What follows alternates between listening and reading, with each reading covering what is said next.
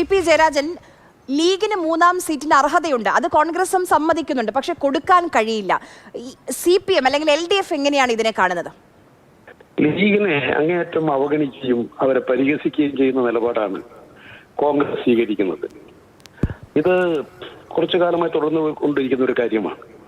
കാരണം ഈ കേരളത്തിന്റെ രാഷ്ട്രീയ ചരിത്രം എടുത്താൽ 1952 മദിരാശി സംസ്ഥാനം ഉള്ള കാലത്ത് ഭാഷാടിസ്ഥാനത്തിൽ സംസ്ഥാനം രൂപീകരിക്കുന്നതിന് മുൻപ് അന്ന് നടന്നിട്ടുള്ള മദിരാശി സംസ്ഥാനത്തേക്ക് നടന്നിട്ടുള്ള തെരഞ്ഞെടുപ്പിൽ പാർലമെന്റിലേക്ക് മലബാറിൽ നിന്ന് ഒരു മുസ്ലിം ലീഗ് MP തെരഞ്ഞെടുക്കപ്പെട്ടിരുന്നു. 5 MLA-മാരന്ന് തെരഞ്ഞെടുക്കപ്പെട്ടിരുന്നു മലബാറിൽ നിന്ന് 1952. പിന്നീട് സംസ്ഥാന രൂപീകരണം നടന്നു. 960 ആകുമ്പോഴേക്കും കോൺഗ്രസ് ലീഗും തമ്മിൽ ഒരു ധാരണയിലെത്തി. 60 തെരഞ്ഞെടുപ്പിൽ മുസ്ലിം ലീഗിന്റെ സഹായത്തോടു കൂടി കോൺഗ്രസ് ജയിച്ചു. പക്ഷേ അന്നത്തെ മന്ത്രിസഭ രൂപീകരണത്തിൽ മുസ്ലിം ലീഗിനെ അടുപ്പിച്ചില്ല, അവരെ പുറത്തു നിർത്തി. അവസാനം ചില മധ്യസ്ഥന്മാർ ഇടപെട്ടു. അവസാനം സ്പീക്കർ പദവി കൊടുക്കാമെന്ന് പറഞ്ഞു. അങ്ങനെയാണ് സിദി സാഹിബ് സ്പീക്കറാകുന്നത്. അദ്ദേഹത്തിന്റെ മരണത്തിന് ശേഷം CH മുഹമ്മദ് കോയ സാഹിബ് സ്പീക്കറായി വന്നു. ആ ചരിത്രം കേരള 62-ൽ ഒറ്റയ്ക്ക് മത്സരിച്ച് നേടിയ ആ 2 സീറ്റ് തന്നെയാണ് UDF-ൽ ഇപ്പോഴും നിൽക്കുമ്പോഴും മുസ്ലിം ലീഗിലുള്ളത്. അതിൽ നിന്ന് ഒരു പടി പോലും മുന്നോട്ട് പോയിട്ടില്ല. 60-ലെ കാര്യമാണ് ഞാൻ പറഞ്ഞത്. അന്ന് പോലും അവരെ ഒഴിവാക്കി നിർത്തി, അങ്ങനെ പരിഹസിച്ചു. അത് കഴിഞ്ഞ് 1962-ലെ പാർലമെന്റ് തെരഞ്ഞെടുപ്പിൽ ആരുമില്ലാതെ കോൺഗ്രസുമായിട്ട് മുസ്ലിം ലീഗ് തെറ്റി അവർ ഒറ്റക്ക് മത്സരിച്ചു. 2 പാർലമെന്റ് അംഗങ്ങൾ മുസ്ലിം ലീഗിലുണ്ടായിരുന്നു. എന്നാൽ 62 കഴിഞ്ഞിട്ട് 42 കൊല്ലം കഴിഞ്ഞില്ലേ, ആ മുസ്ലിം ലീഗ് നേരത്തെ തന്നെ ഒരു സീറ്റ് ചോദിച്ചു കൊടുത്തില്ല.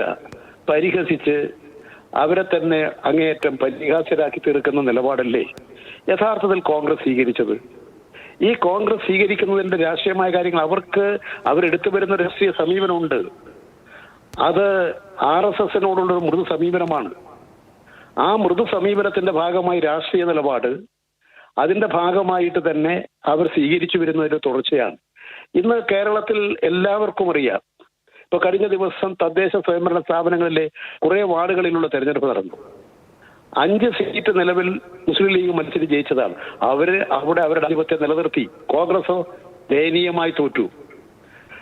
ഈ 140 അസംബ്ലി മണ്ഡലം, 20 പാർലമെന്റ് മണ്ഡലം മുസ്ലിം ലീഗിൽ ഇല്ലെങ്കിൽ ഏതെങ്കിലും ഒരു സീറ്റിൽ കോൺഗ്രസ് ജയിക്കുമോ? അവരുടെ പിന്തുണയോട് കൂടിയിട്ടാണ് ജയിച്ചു വരുന്നത്. എന്നാൽ ആ പരിഗണന എങ്കിലും കൊടുക്കണ്ടേ? അങ്ങനെ കൊടുക്കാതിരുന്നാൽ സ്വാഭാവികമായും രാഷ്ട്രീയ സ്ഥിതി കാണുന്നു, അവഗണന, പരിഹാസം, അങ്ങേയറ്റത്തെ ഇടിച്ചു താർത്തൽ തുടങ്ങിയതെല്ലാം കാണുമ്പോൾ സ്വാഭാവികമായും മുസ്ലിം ലീഗിന്റെ അണികളിൽ വല്ലാത്ത വികാരം ഉണ്ടാവുന്നത് ശരിയാണ്. ആ ജനവിഭാഗം കോൺഗ്രസിന്റെ നിലപാടിനെതിരായിട്ട് രംഗത്ത് വരുന്നുണ്ട്. അവർ ലീഗിന്റെ നേതൃത്വത്തിന് നേരെ ശക്തമായ സമ്മർദ്ദം ചെലുത്തുന്നുണ്ട്. ലീഗ് നേതാക്കൾ വിചാരിച്ചാൽ പോലും ആ അണികളുടെ വികാരത്തെ ഇല്ലായ്മ ചെയ്യാൻ സാധിക്കില്ല. അങ്ങനെയുള്ള സാഹചര്യത്തിലാണ് മുസ്ലിം ലീഗ് 2 കൊടുത്തിട്ട് അവരെ ഒതുക്കാൻ നോക്കി. ഒന്നുകൂടി വേണമെന്ന് പറഞ്ഞിട്ട് വളരെ വളരെ വളരെ അവരുടെ ആവശ്യം എന്ന് പറയുന്നത് അവരുടെ തന്നെ സംഘടനാ സ്ഥിതി വെച്ച് നോക്കിയാൽ കോൺഗ്രസിനെ പോലെ തന്നെ സീറ്റ് നേടാൻ അർഹത ഇന്ന് UDF-ൽ ഉള്ളൊരു പാർട്ടിയാണത്. ആ പരിഗണന അവർക്കില്ല. അങ്ങനെ വരുമ്പോൾ സ്വാഭാവികമായും അതിനകത്ത് പൊട്ടിത്തെറികൾ ഉണ്ടാകും, പ്രശ്നങ്ങൾ ഉണ്ടാകും. അത് കൂടുതൽ സങ്കീർണമാകും. ഇപ്പോൾ ഉയർന്നു കേൾക്കുന്ന ചർച്ചകൾ ഒരു പക്ഷേ ഇപ്പോൾ ഈ 3-ാം സീറ്റിൽ ഉടക്കിയ ഒരു മുന്നണി മാറ്റത്തിലേക്ക് വരെ വഴി മാറിയേക്കാമെന്ന അഭ്യൂഹങ്ങളുണ്ട്. UDF വഴങ്ങിൽ, കോൺഗ്രസ് വഴങ്ങിയില്ല എങ്കിൽ. അങ്ങനെയാണെങ്കിൽ ഇടതുപക്ഷത്തിന്റെ സമീപനം എന്തായിരിക്കും ശ്രീ പി ജയരാജൻ? ഞങ്ങൾ എങ്കിൽ വന്നാൽ എപ്പോൾ എങ്ങനെ എന്നുള്ളതല്ല, രാഷ്ട്രീയത്തിൽ നിലവിലുള്ള സാഹചര്യത്തെ വിലയിരുത്തലാണ്. ഇന്ന് ഞങ്ങളുടെ മുമ്പിലുള്ള പ്രശ്നം രാജ്യം അഭിമുഖീകരിക്കുന്ന ഗുരുതരമായ ആപത്താണ്, വർഗീയ ഫാസിസ്റ്റ് വിപത്ത്. അതിനെതിരായിട്ട് ഇന്ത്യൻ പാർലമെന്റിൽ ഇടതുപക്ഷത്തിന്റെ ശബ്ദം കുറഞ്ഞു പോകുന്നത് അപകടമാണ്. കമ്മ്യൂണിസ്റ്റുകാർ ഇന്ത്യൻ പാർലമെന്റിൽ ഉണ്ടാകുന്നില്ലെങ്കിൽ അത് വലിയ അപകടമുണ്ടാക്കും. അവർ മാത്രമേ ഒരു ബോൾഡ് നിലപാടെടുത്ത് ഇന്ത്യൻ പാർലമെന്റിനകത്തും പുറത്തും വർഗീയതയ്ക്കെതിരെ ശക്തമായി പോരാടാൻ ഉണ്ടാകൂ.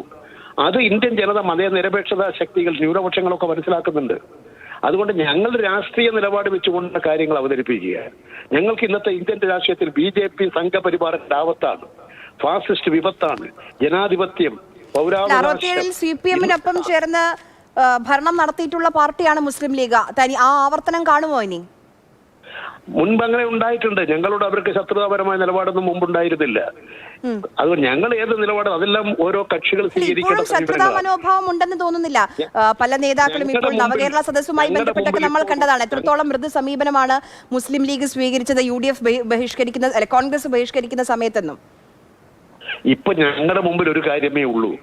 രാജ്യം അഭിമുഖീകരിക്കുന്ന ഫാസിസ്റ്റ് വിപത്ത്, RSS സംഘപരിവാർ ആകെ ആടി കളിക്കുകയാണ്, നൃത്തം ചവിട്ടുകയാണ്, ജനാധിപത്യത്തിന് മുകളിലാണ്, ഫെഡറലിസത്തിന് മുമ്പിലാണ്. ഇതിനെ പ്രതിരോധിക്കാനുള്ള കരുത്ത് നേടണം. ആ കരുത്ത് സംഭരിക്കലാണ് ഞങ്ങളുടെ ലക്ഷ്യം. ഇല്ലെങ്കിൽ ജനാധിപത്യം, മതേതരത്വം, ഫെഡറൽ സംവിധാനം, ന്യൂനപക്ഷ സംരക്ഷണം, ജുഡീഷ്യറി എല്ലാം ഇവിടെ തകർക്കപ്പെടും. അത് കാത്തു സൂക്ഷിക്കാൻ എല്ലാ വിഭാഗങ്ങളെയും ചേർത്ത് പിടിക്കുകയാണ് ഇടതുപക്ഷം ചെയ്യുന്നത്. ആ നിലപാടിനെ ദുർബലപ്പെടുത്തുകയാണ് കോൺഗ്രസ് ചെയ്യുന്നത്. ഇത് മുസ്ലിം വിഭാഗത്തിനിടയിൽ, മുസ്ലിം ലീഗിന്റെ അകത്തുള്ള ജനങ്ങൾ ഇത് മനസ്സിലാക്കുന്നുണ്ട്. ഇതെല്ലാവരും മനസ്സിലാക്കുന്ന വിഷയമാണ്.